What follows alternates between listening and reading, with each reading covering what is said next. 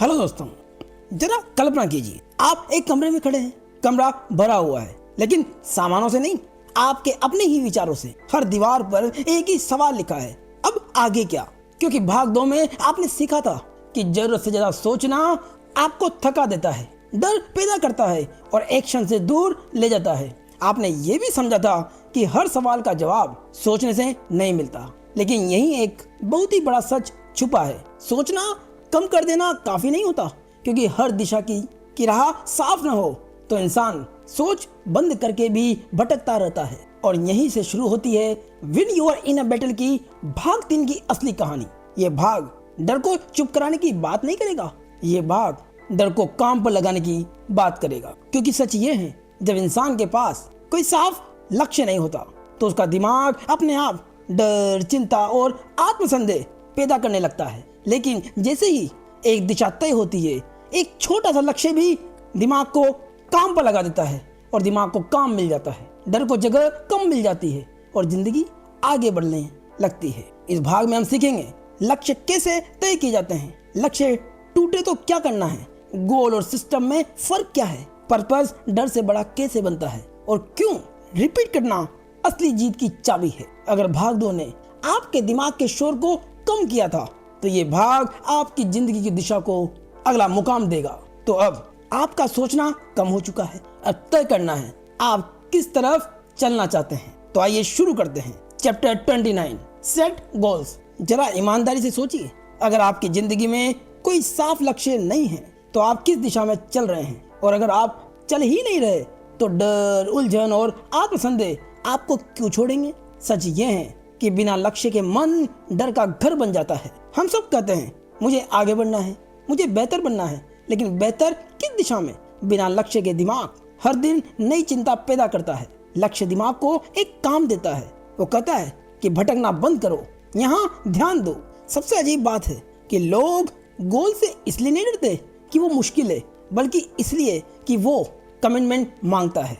क्योंकि गोल के होने का मतलब है अब बहाना नहीं चलेगा, अब तुलना नहीं, प्रगति देखी जाएगी। अब आप खुद से झूठ नहीं बोल सकते। इसलिए लोग कहते हैं अभी क्लियर नहीं है, थोड़ा और सोच लूं। लेकिन सच ये है, सोच गोल की जगह नहीं ले सकती। इस अध्याय में लेखक एक बहुत ही गहरी बात कहते हैं। गोल का मकसद खुशी देना नहीं है, गोल का मकसद है आपको रोज बदलना। जब आप कोई लक्ष्य तय करते हैं तो आप असल में कहते हैं मैं रोज थोड़ा अलग इंसान बनूंगा। याद रहे, गोल भविष्य का सपना नहीं, वो आज का सिस्टम बनाने वाला औजार है। अगर आप सिर्फ रिजल्ट देखेंगे तो हर दिन निराशा मिलेगी, लेकिन अगर आप प्रोसेस पर टिके रहेंगे तो डर धीरे धीरे कमजोर होगा। गोल आपको जीत नहीं देता, गोल आपको दिशा देता है, और दिशा मिलते ही अंदर की लड़ाई अपने आप शांत होने लगती है। एक चैलेंज आपके लिए, आज एक कागज पर लिखिए सिर्फ एक सवाल, अगर डर ना हो तो मैं क्या चुनूं? जवाब लिखें, सही गलत मत सोचिए, लेकिन ठहरिए। सिर्फ गोल बना लेना काफी नहीं है।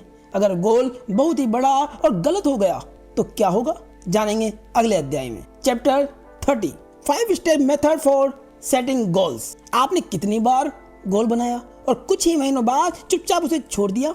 सवाल ये नहीं कि आप गोल क्यों पूरा नहीं कर पाए, सवाल ये है कि आपने गोल बनाने का सही तरीका अपनाया भी था। अधिकतर लोग गोल ऐसे बनाते हैं जैसे कोई इच्छा लिख दी हो, मुझे अमीर बनना है, मुझे फिट होना है, मुझे सफल होना है। लेकिन दिमाग पूछता है कब, कैसे, कितना, किस कीमत पर? जब इन सवालों का जवाब नहीं होता तो गोल दिमाग में टिकता ही नहीं। याद रहे, गलत गोल दिमाग को थका देता है, बिना स्ट्रक्चर के गोल दबाव बन जाता है। आप हर दिन खुद को दोष देते हैं, मेरे अंदर डिसिप्लिन नहीं है, मैं कंसिस्टेंसी नहीं रख पाता। लेकिन सच ये है, गलती आपकी नहीं, गोल के मेथड की है। और इस अध्याय में लेखक हमें गोल बनाने का एक साफ प्रैक्टिकल सिस्टम देते हैं। Step 1, goal be precise. Goal धुंधला नहीं होना चाहिए, मुझे पैसा कमाने हैं ऐसा नहीं। गोल होना चाहिए मुझे अगले महीने से लेकर आने वाले 12 महीनों में एक्स अमाउंट, यानी इतना इतना अमाउंट कमाना है। क्योंकि दिमाग अनिश्चित चीजों पे काम ही नहीं करता, और जैसे ही आप निश्चित अमाउंट दे देते हैं वो बड़ी तेजी के साथ और चतुराई के साथ काम करने लगता है। Step 2, think big. छोटा सोचने का कारण डर होता है। दिमाग कहता है इतना बड़ा सपना मत देखो, लेकिन ये लिमिट आपने खुद बनाई है। गोल का काम आपको अनकंफर्टेबल बनाना है, सेफ रखना नहीं। Step 3, set a deadline. Deadline के बिना गोल सिर्फ एक फैंटेसी है, हाँ एक कपोल कल्पना। लेकिन जब तारीख होती है कि इस तारीख तक मैं अपने गोल को हासिल कर लूंगा या यहाँ तक हासिल कर लूंगा, तो दिमाग सीरियसनेस लेता है। Step 4, decide what you will sacrifice. याद रहे, हर गोल, हर लक्ष्य कुछ मांगता है, कुछ त्याग मांगता है। वो मांगता है आपसे समय, आपके आराम को छोड़ देना और एक बेहतरीन डिस्ट्रैक्शंस को भी त्याग देना, यानी उन चीजों को भी छोड़ना जो आपको इंस्टेंट खुशी देते हैं। याद रहे, अगर आप सैक्रिफाइस तय नहीं करते तो गोल बीच में ही मर जाता है। Step 5, right it down. एक लिखा हुआ गोल दिमाग के साथ कांटेक्ट होता है, और जो गोल लिखा हुआ नहीं होता वो सीरियस नहीं है। लेखक कहते हैं कि गोल आपको रास्ता देता है, लेकिन सैक्रिफाइस उसे चलाता है। अगर गोल दर्द नहीं दे रहा तो वो आपको बदल भी नहीं रहा। आज आप सिर्फ एक गोल को लिखिए, उसमें ये 3 चीजें जरूर हो, नंबर, डेडलाइन और सैक्रिफाइस। लेकिन एक सवाल अभी भी बाकी है, क्या हर गोल एक जैसा होना चाहिए या अलग अलग गोल अलग तरह से काम करते हैं? जानेंगे अगले अध्याय में। Chapter 31, type of goals. क्या आपने कभी महसूस किया है कि कुछ गोल्स आपको आगे बढ़ाते हैं और कुछ गोल्स आपको अंदर से थका देते हैं? हम अक्सर गोल्स को एक ही कैटेगरी में डाल देते हैं, पैसा, शरीर, काम, सीखना, जीवन के सारे भागों को सब कुछ एक साथ जोड़ देते हैं। लेकिन दिक्कत यहीं से शुरू होती है, क्योंकि दिमाग अलग अलग गोल्स को अलग तरह की एनर्जी और अलग तरह का फोकस देता है। इस अध्याय में लेखक हमें यही बताने का प्रयास करते हैं कि अगर आपके गोल का टाइप क्लियर नहीं है तो एफर्ट बिखर जाता है। मान लीजिए आप फाइनेंशियल गोल को इमोशनल सेप्टिकेशंस से मापने लगते हैं या हेल्थ गोल को मोटिवेशन के भरोसे छोड़ देते हैं, तो क्या होता है? फिर आप कंफ्यूजन, गिल्ट और सेल्फ डाउट में फंस जाते हैं। आपका गोल पूरा नहीं होता और आप खुद को दोष देने लगते हैं, जबकि सच्चाई ये है गलती आप में नहीं, गोल की कैटेगरी समझने में थी। इसीलिए लेखक गोल्स को 4 साफ कैटेगरीज में बांटता है। First, financial goals. Financial goal सिर्फ पैसा कमाना नहीं होता, ये होता है आप किस तरह की लाइफस्टाइल चाहते हैं। इसमें आप तय करते हैं कि आपकी जिंदगी के खर्च कितने होंगे। आप इसमें अपनी जिंदगी के खर्च लिखते हैं, आपकी जरूरतें, आराम और आपकी आजादी के लिए कितना पैसा चाहिए, और उसके बाद आप टोटल नंबर लिखते हैं कि मुझे कितना पैसा मेरी इस लाइफस्टाइल के लिए चाहिए। याद रहे, फाइनेंशियल गोल अस्पष्ट नहीं होना चाहिए, कैलकुलेटेड होना चाहिए। Second, personal goals. ये गोल्स बाहर से नहीं अंदर से बनते हैं। इस गोल्स को बनाते समय सवाल होता है कि मैं कैसा इंसान बनना चाहता हूँ। क्या मैं ज्यादा डिसिप्लिन बनना चाहता हूँ? क्या मैं ज्यादा शांत बनना चाहता हूँ? क्या मैं ज्यादा हॉनेस्ट बनना चाहता हूँ? पर्सनल गोल्स पर आपका पूरा कंट्रोल होता है। ये गोल्स तुलना नहीं, आपका करेक्टर बनाते हैं। Third, learning goals. स्कूल या कॉलेज सीखने का अंत नहीं है, इसीलिए लर्निंग गोल का मतलब है कि आप क्या स्किल सीखना चाहते हैं और क्यों। क्योंकि नॉलेज हर दूसरे गोल का फाउंडेशन है, क्योंकि जो सीखना बंद कर देता है वो धीरे धीरे डरने लगता है। Fourth, health goals. हेल्थ गोल सिर्फ बॉडी के लिए नहीं, दिमाग के लिए भी होता है, क्योंकि एक स्ट्रॉन्ग बॉडी ही एक स्ट्रॉन्ग माइंड का आधार बनता है, और स्ट्रॉन्ग माइंड आपके इनर बैटल्स जीतने की ताकत है। याद रहे, अगर आपका शरीर साथ नहीं दे तो आप कोई भी गोल को पा ही नहीं सकते। इसलिए स्वस्थ शरीर का होना बहुत ही आवश्यक है। लेखक कहते हैं कि जीवन में जीत पाने के लिए या किसी भी लक्ष्य को हासिल करने के लिए किसी एक गोल में एक्सट्रीम होना आवश्यक नहीं है, बल्कि चारों टाइप में बैलेंस बनाना है जरूरी है। नहीं आप पूरी तरह से पैसे के पीछे भाग सकते हैं, नहीं आप सिर्फ और सिर्फ सीखने पर ध्यान दे सकते हैं, और ना ही आप सिर्फ हेल्थ के भरोसे ज्यादा मेहनत करने से बच सकते हैं। आपको इन चारों ही गोल्स पर बैलेंस बनाना बहुत ही आवश्यक है, तभी आप किसी लक्ष्य को प्राप्त कर सकते हैं। क्योंकि जब गोल्स संतुलित होते हैं तो डर कमजोर पड़ने लगता है। लेकिन एक सवाल अब भी कि अगर गोल सही है, कैटेगरी सही है, फिर भी हम फेल क्यों हो जाते हैं? जानेंगे अगले अध्याय में। Chapter 32, what to do when you fail to achieve your goals. अगर गोल पूरा नहीं हुआ तो क्या आप फेल हो गए हैं या असली गलती कहीं और हुई थी?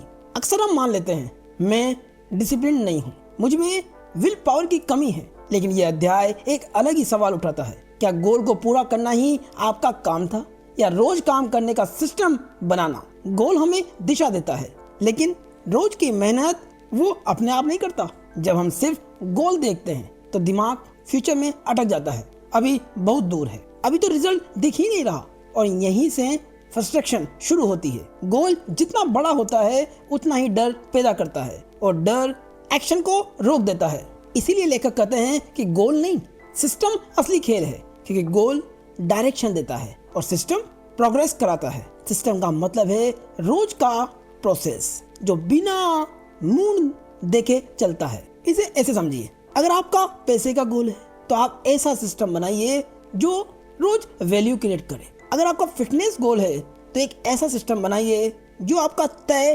ट्रेनिंग रूटीन हो।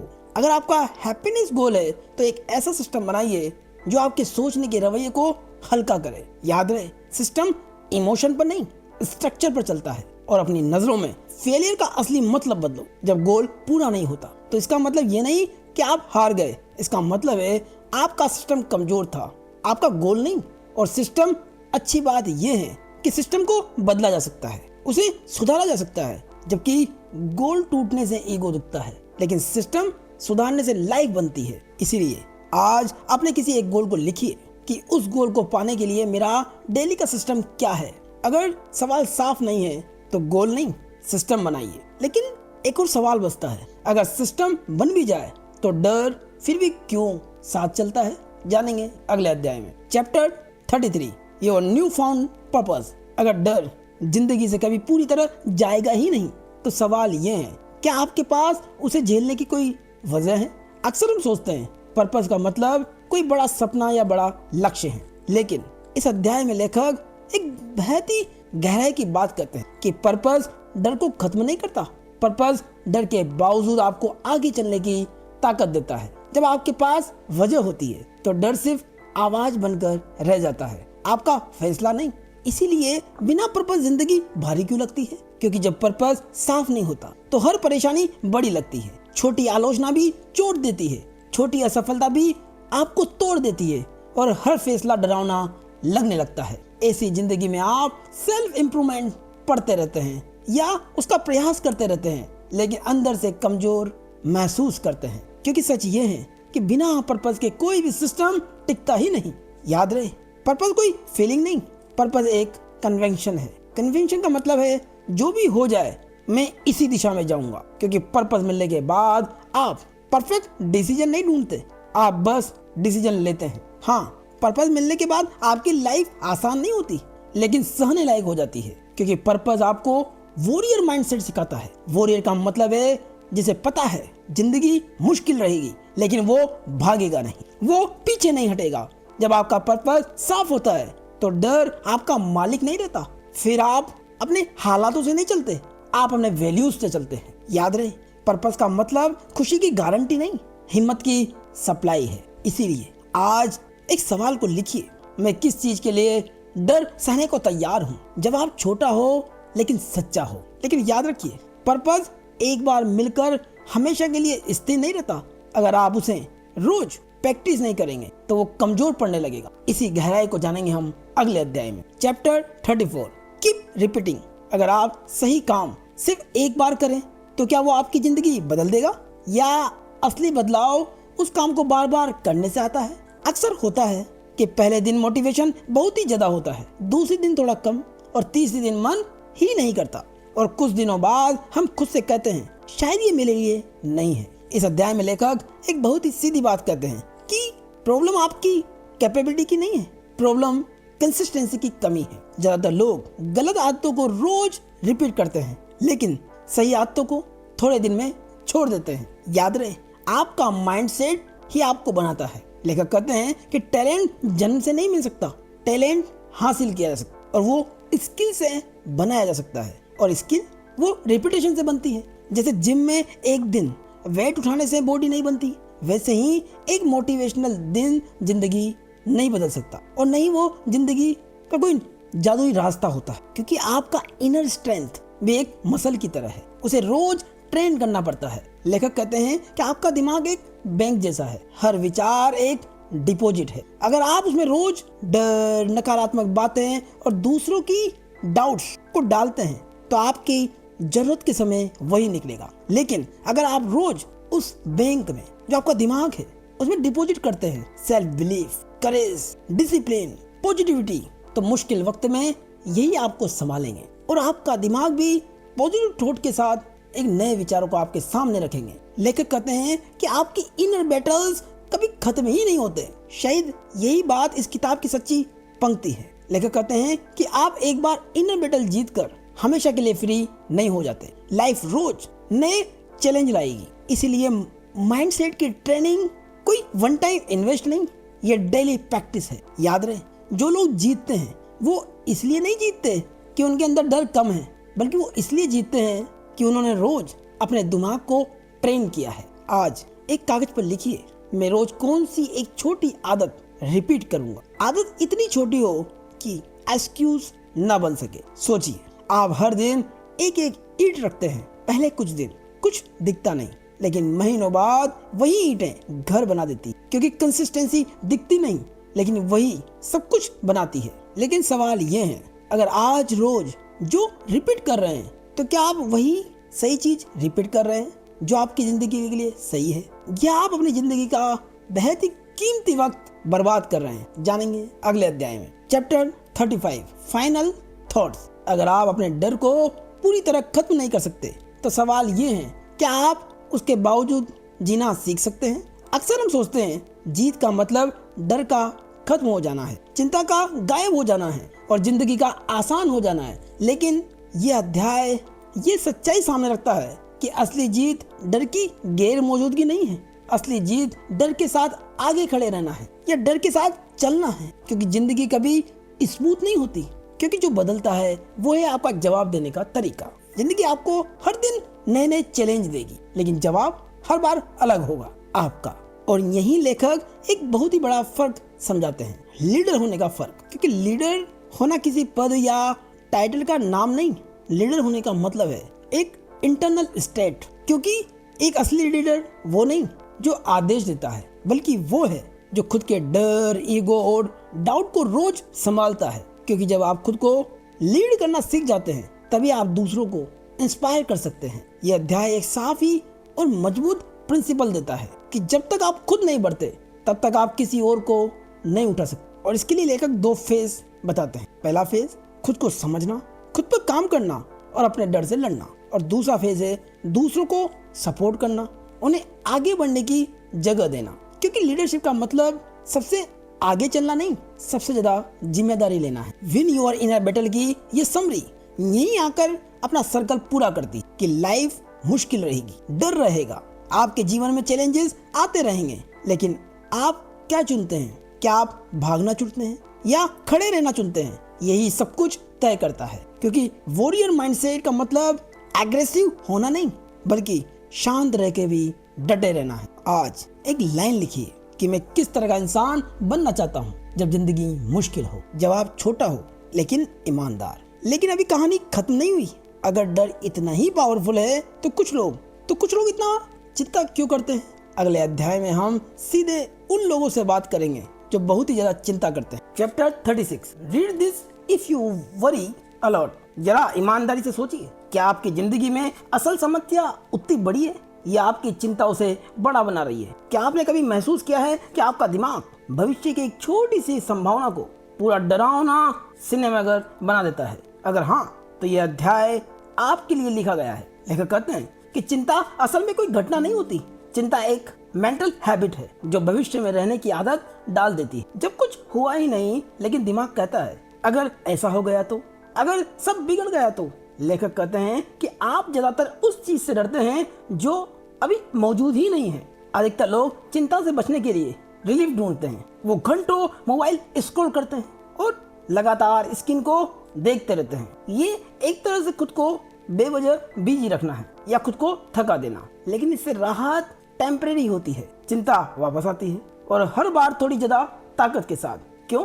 क्योंकि आपने उसे समझा ही नहीं, बस टाला है। और इसी के लिए लेखक एक बहुत ही प्रैक्टिकल तरीका देते हैं कि चिंता को सोचने से लिखने की प्रोसेस में बदल दो। क्योंकि चिंता दिमाग में घूमती रहे तो डर बढ़ाती है, लेकिन कागज पर आ जाए तो कंट्रोल में आ जाती है। उसके लिए लेखक 5 स्टेप वरी प्रोसेसिंग सिस्टम देते हैं। स्टेप फर्स्ट, एक अलग वरी नोट बनाओ, या तो अपने मोबाइल में या एक डायरी में सिर्फ अपनी चिंताओं को लिखो, उन विचारों को जो चिंता को बढ़ा रहे हैं। स्टेप 2, जो भी डर है उसे लिख डालो। डर छोटा हो या बड़ा, उसमें लॉजिक मत ढूंढो, बस उसे लिख दो। स्टेप 3, हर चिंता के नीचे पूछो मैं इसके बारे में क्या कर सकता हूँ। स्टेप 4, डेली एक्शन लिखो, आज क्या कर सकते हो, बस वही लिखो इस चिंता को कम करने के लिए। स्टेप 5, जो चीज आपके कंट्रोल में नहीं है उसे एक्सेप्ट करो और उसे वही छोड़ दो। याद रहे, चिंता इसलिए डरावनी लगती है क्योंकि आप अपनी ताकत भूल गए हो। आप पहले भी मुश्किलें झेल चुके हो, आप आगे भी झेल सकते हो। चिंता का इलाज फ्यूचर कंट्रोल करना नहीं, खुद पर भरोसा करना है। आज एक छोटा अभ्यास कीजिए। आज रात सोने से पहले अपनी सारी चिंताएं एक जगह लिख दो और सिर्फ एक लाइन जोड़ो कि मैं इससे निपट सकता हूँ। लेकिन एक सवाल अभी बाकी है, अगर चिंता कम भी हो जाए तो क्या आप गलत दिशा में तो नहीं जी रहे? जानेंगे अगले अध्याय में। Chapter 37, are you wasting your life? जरा ईमानदारी से सोचिए, अगर आज आपकी जिंदगी यहीं रुक जाए तो क्या आप कह पाएंगे हाँ मैंने इसे सच में जिया?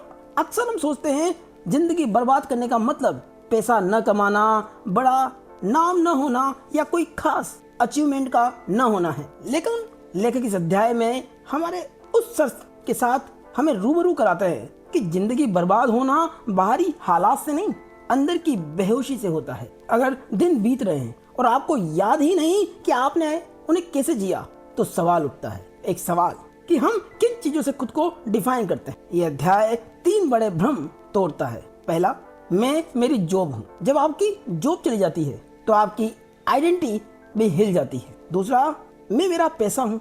आपका बैंक बैलेंस बढ़ता और घटता रहता है, लेकिन डर तब आता है जब पैसा सेल्फ वर्थ बन जाता है, जब पैसे को ही आप अपना जीवन समझ लेते हैं। तीसरा, मैं मेरी सोशल स्टेटस हूँ।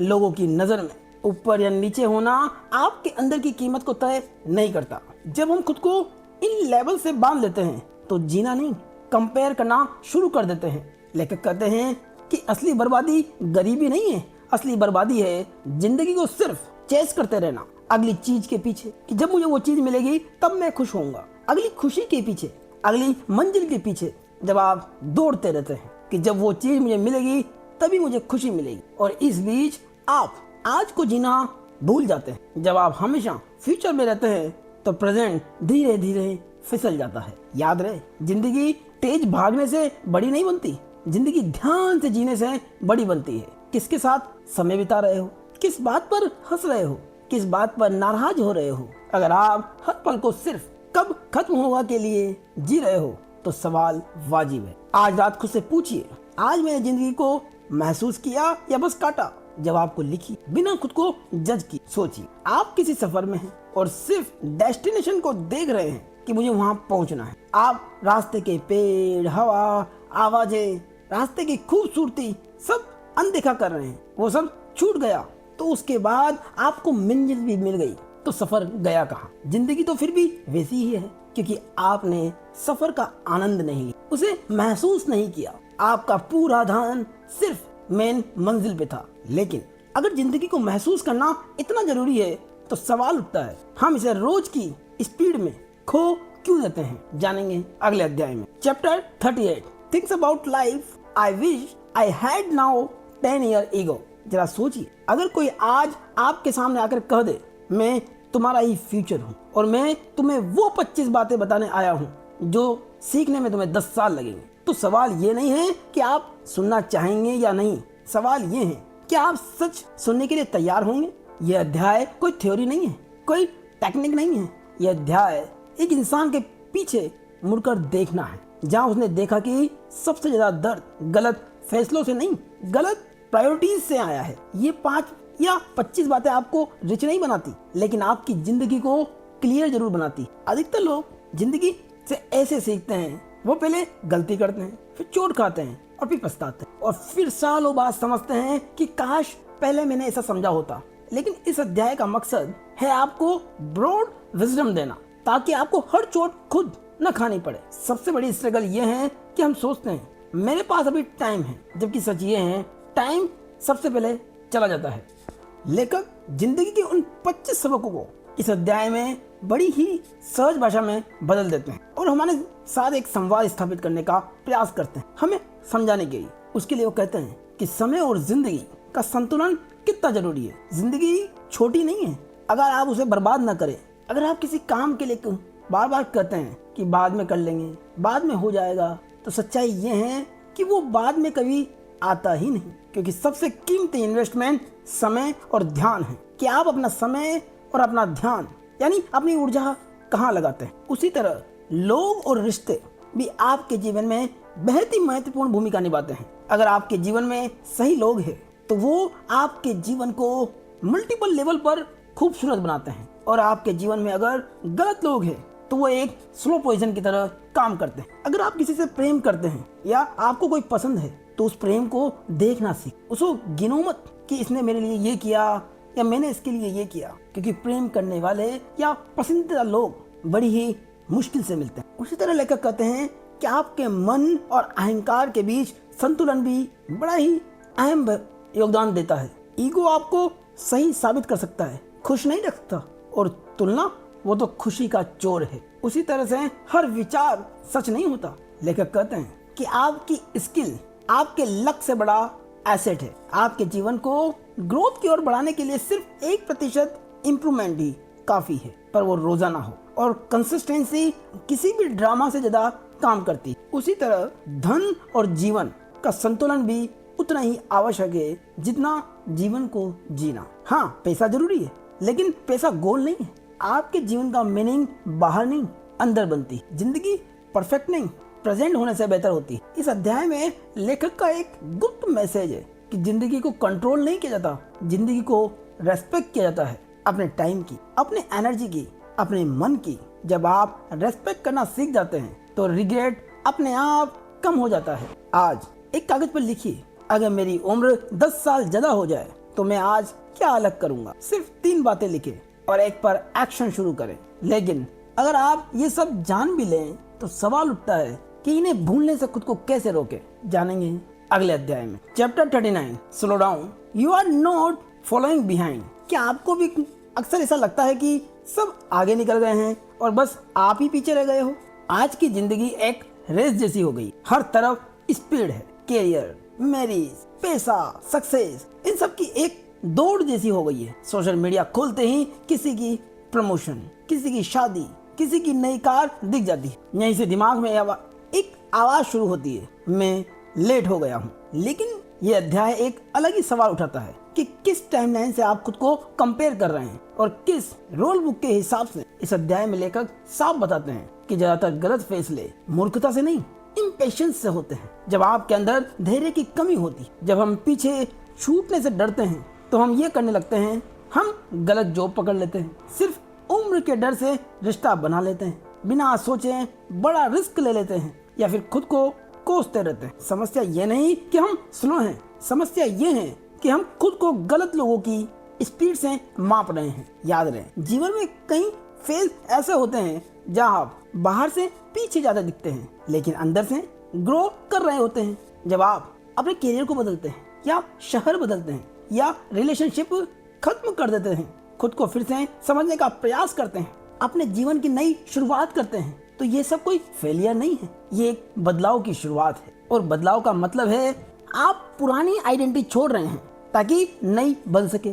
जो लोग बिना धैर्य के साथ फैसले लेते हैं वो शॉर्टकट ढूंढते हैं, और शॉर्टकट अक्सर लॉन्ग टर्म में दर्द देते हैं। लेखक कहते हैं कि आप पीछे नहीं हैं, आप बस उस दौर से गुजर रहे हैं या उस दौर में हैं जहाँ फाउंडेशन बनती। हर चीज एक टाइम लेती है और हर चीज का एक सही टाइम होता है। आपके जीवन में क्लैरिटी का भी एक टाइम होता है, कॉन्फिडेंस का भी एक टाइम होता है, यहाँ तक कि आपसे कमिटमेंट करने का भी एक टाइम होता है। अगर आज आपको आपकी जिंदगी धीमी लग रही है तो हो सकता है वो आपको किसी बड़ी गलती से बचा रही हो। इसीलिए खुद से एक सवाल पूछिए, मैं किस चीज में जल्दबाजी कर रहा हूँ, और फिर लिखिए, अगर मैं 6 महीने रुक जाऊं तो क्या नुकसान होगा। लेकिन अगर नीचे चलना या धीरे चलना इतना जरूरी है तो सवाल ये है कि सही दिशा कैसे पहचानें और किन लोगों से सीखें। जानेंगे अगले अध्याय में। Chapter 40, how to find mentors, अगर आपको सही दिशा नहीं मिल रही तो सवाल ये नहीं कि आप मेहनत नहीं कर रहे, सवाल ये है कि आप सही लोगों से सीख रहे हैं। अक्सर लोग सोचते हैं मेंटोर का मतलब कोई बहुत ही बड़ा नाम जो आपको हाथ पकड़कर आगे ले जाए, लेकिन असल सच्चाई ये है कि मेंटोर कोई पद नहीं है। मेंटोर एक लर्निंग रिलेशनशिप है। मेंटोर वो इंसान होता है जो आपसे 2 से 3 कदम आगे चल चुका है और आपको अननेसेसरी गलतियों से बचा सकता है। मेंटोर आपको शॉर्टकट नहीं देता, वो आपको साफ रास्ता दिखाता है। ज्यादातर लोग मेंटोर इसलिए नहीं ढूंढ पाते क्योंकि वो बिना तैयारी के मेंटोर चाहते हैं। वो सिर्फ लेना चाहते हैं, देना नहीं। या वो सोचते हैं मुझे सिखाने वाला कौन हो सकता है, या मुझे सीखने की जरूरत ही क्या है किसी से। लेकिन सच्चाई ये है मेंटोर ढूंढने से पहले आपको लर्नर बनना पड़ता है। कोई भी मेंटोर उस इंसान पर समय नहीं लगाता जो खुद पर काम नहीं कर रहा। इसलिए लेखक मेंटोर ढूंढने के लिए एक क्लियर फ्रेमवर्क देते हैं जिसके 7 स्टेप है। Step 1, become a learning machine. Mentor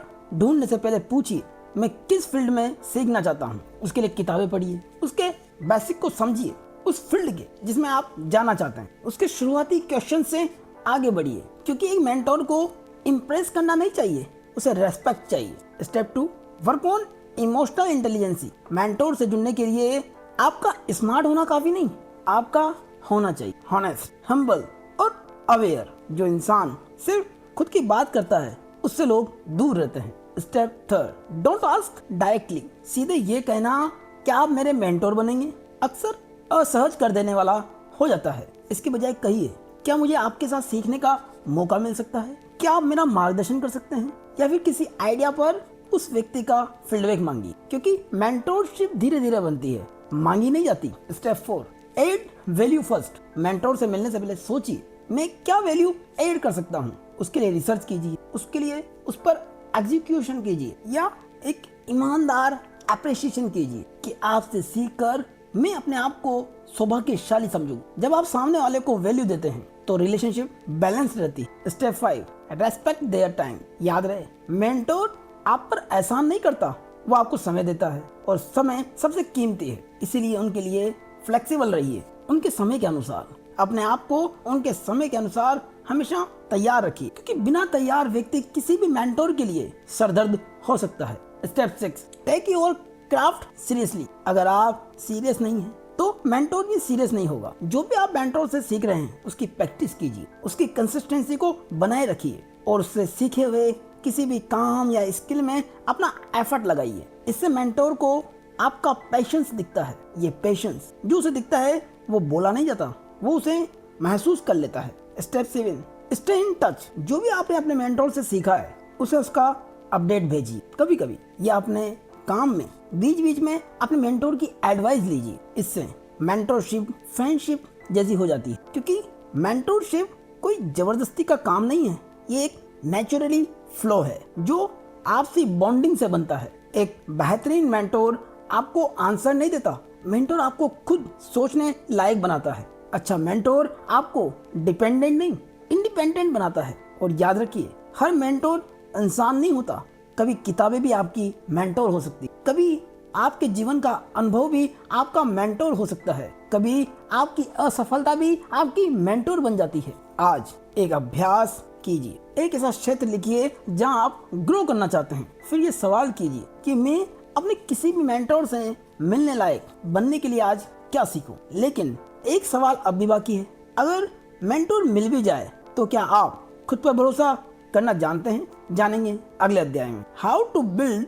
the self confidence you need to win at life. क्या आपने नोटिस किया है जिंदगी में ज्यादातर लोग हारते इसलिए नहीं है क्योंकि वो कमजोर है, बल्कि इसलिए क्योंकि उन्हें खुद पर भरोसा नहीं होता। ज्यादातर लोग सोचते हैं कि सेल्फ कॉन्फिडेंस का मतलब खुद को मोटिवेट करना या आईने में देखकर पॉजिटिव बातें बोलना है, लेकिन यह अध्याय एक अलग ही सच बताता है कि सेल्फ कॉन्फिडेंस कोई फीलिंग नहीं, सेल्फ कॉन्फिडेंस एक बाय प्रोडक्ट है। यानी आप पहले कॉन्फिडेंट नहीं बनते, आप पहले काबिल बनते हो। यही कारण है कि खाली अफर्मेशन ज्यादा दिन काम नहीं करते या अपने से सिर्फ सकारात्मक बातें ही काफी नहीं होती, क्योंकि अगर सिर्फ बोलने से ही कॉन्फिडेंस बनता तो दुनिया में कोई भी इनसिक्योर नहीं होता। समस्या ये है कि आप खुद से कहते हो मैं कर सकता हूँ, लेकिन अंदर से दिमाग पूछता है सबूत कहाँ है। जब आपके पास स्किल, प्रैक्टिस और प्रूफ नहीं होता तो दिमाग आपकी बात नहीं मानता। यही इनर कॉन्फ्लिक्ट सेल्फ डाउट बन जाता है। इसीलिए असली कॉन्फिडेंस आता है कॉम्पिटेंस से, मतलब आप जितना किसी चीज में बेहतर होते जाते हो उतना ही खुद पर भरोसा अपने आप बढ़ता चला जाता है। ये कोई मैजिक नहीं, ये एक रिपीटेबल प्रोसेस है। उसके लिए लेखक 5 स्टेप फॉलो करने की सलाह देते हैं। स्टेप 1, स्किल इंप्रूव करो। आप जो भी काम चुनो उसमें बेसिक से बेहतर बनो। स्टेप 2, अब आप जो भी स्किल सीख रहे हैं उसे बस सीखो ही मत, उसे अपने जीवन में इस्तेमाल करो। स्टेप 3, रिजल्ट देखो। छोटे छोटे रिजल्ट भी चलेंगे, बस रियल होने चाहिए। स्टेप 4, अब आपका कॉन्फिडेंस बढ़ता है क्योंकि अब आपके पास प्रूफ है। स्टेप 5, रिपीट करो। इस लूप को आप बार बार रिपीट करो। इससे आपका कॉन्फिडेंस इंक्रीज होता है और आपका कॉन्फिडेंस कंपाउंड होता चला जाता है क्योंकि आपकी स्किल बढ़ती जाती है और आप कॉन्फिडेंट होते जाते हैं। जब आपका कॉन्फिडेंस इंक्रीज होता है तो कुछ कॉमन एक्सक्यूज टूटते चले जाते हैं कि मेरे पास टाइम नहीं, मुझ में टैलेंट नहीं, मैं कॉन्फिडेंट टाइप का इंसान नहीं हूँ। क्योंकि सच ये है कि टैलेंट बोनस है, रिक्वायरमेंट नहीं है। उसी तरह कॉन्फिडेंस आपकी पर्सनैलिटी नहीं, वो एक स्किल बेस्ड आउटकम है। आप कॉन्फिडेंट रहने की स्किल्स को सीख सकते हैं। जब आप एक्शन लेते हो तो आपकी स्किल बनती है और जब आपकी स्किल का रिजल्ट आता है तो उससे कॉन्फिडेंस पैदा होता है। आज एक ऐसा फील्ड लिखिए जहां आप इनसिक्योर महसूस करते हैं। फिर लिखिए मैं इसमें कौन सी स्किल आने वाले 30 दिन में सीख सकता हूँ और अपने अंदर सुधार कर सकता हूँ। सिर्फ एक स्किल चुनिए। लेकिन कॉन्फिडेंस बन भी जाए तो एक समस्या रहती है, लोगों की बातों से टूट जाना, क्रिटिसिज्म से डर जाना। और इस समस्या के समाधान का पर्दा हटाएंगे अगले अध्याय में। Chapter 40, 5 ways to build a thicker skin। क्या आपने कभी महसूस किया है एक छोटी सी बात, एक ताना या एक कमेंट पूरा दिन खराब कर देता है? सवाल ये नहीं कि लोग क्या कहते हैं, सवाल ये है कि आपकी स्किन अभी भी बहुत पतली है। अक्सर लोग सोचते हैं थिक स्किन का मतलब इमोशनलेस हो जाना या किसी को जवाब ही न देना है। लेखक कहते हैं कि थिक स्किन का मतलब इनसेंसिटिव होना नहीं, थिक स्किन का मतलब है इमोशनली स्टेबल रहना। मतलब बहुत ही साफ है, आप सुनते हो, समझते हो, लेकिन टूटते नहीं। ज्यादातर लोग हर्ट इसलिए होते हैं क्योंकि वो हर बात को पर्सनल ले लेते हैं, किसी के अप्रूवल पर ज्यादा डिपेंड रहते हैं और वे चाहते हैं कि सब उन्हें पसंद करें। लेकिन सच्चाई ये है, अगर आप कुछ भी मीनिंगफुल कर रहे हो तो क्रिटिसिज्म आएगा ही। याद रहे, थिक स्किन लग्जरी नहीं, सर्वाइवल स्किल है। और लेकर थिक स्किन बनाने के 5 प्रैक्टिकल वेज बताते हैं। First, don't shy away from confrontation. लेकर कहते हैं कि अवॉइड करने से आप मजबूत नहीं बनते, बल्कि सामना करने से बनते हो। हर बार चुप रहना मैच्योरिटी नहीं होती, कभी कभी बोलना जरूरी होता है। हाँ, शांत, साफ और रेस्पेक्ट के साथ। कंफर्टेशन का मतलब लड़ाई नहीं, क्लियरिटी है। Second, it's never personal. यहाँ लेखक एक कड़ी सच्चाई देते हैं कि ज्यादातर लोग आपको नहीं, अपने गोल, फ्रस्ट्रेशन और डर को बयां कर रहे होते हैं। वो उसी पर रिएक्ट कर रहे होते हैं। जब आपको कोई रिजेक्ट करता है तो अक्सर वो आपको नहीं, अपनी ही लिमिटेशन को चुन रहे होते हैं। Third, express yourself. अगर आप थिक स्किन चाहते हैं तो सेफ जोन से बाहर आना होगा।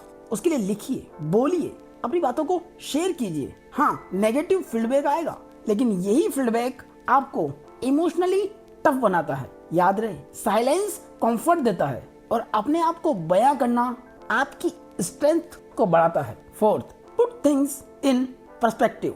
जब कोई छोटी सी बात आपको बड़ी लगने लगे तो अपने आप से ये सवाल पूछिए, क्या ये 1 साल बाद मैटर करेगा? और अक्सर जवाब होता है नहीं, क्योंकि पर्सपेक्टिव बदलते ही दर्द छोटा हो जाता है। Fifth, you don't have to be liked by everyone. अगर सब आपको पसंद कर रहे हैं तो शायद आप कुछ अलग नहीं कर रहे। हर स्ट्रॉन्ग इंसान किसी न किसी को अनकंफर्टेबल करता है। हाँ, रेस्पेक्ट जरूरी है, लेकिन अप्रूवल नहीं। ऐसा नहीं कि आपको हर चीज में किसी की स्वीकार्यता चाहिए। याद रहे, थिक स्किन आपको कोल्ड नहीं बनाती, थिक स्किन आपको फ्री बनाती। जब हर बात दिल तक नहीं जाती तभी आप खुलकर जी पाते हो, क्रिएट कर पाते हो और आगे बढ़ पाते हो। आज जो भी बात आपको हर्ट करे, खुद से पूछिए, क्या यह सच में पर्सनल है?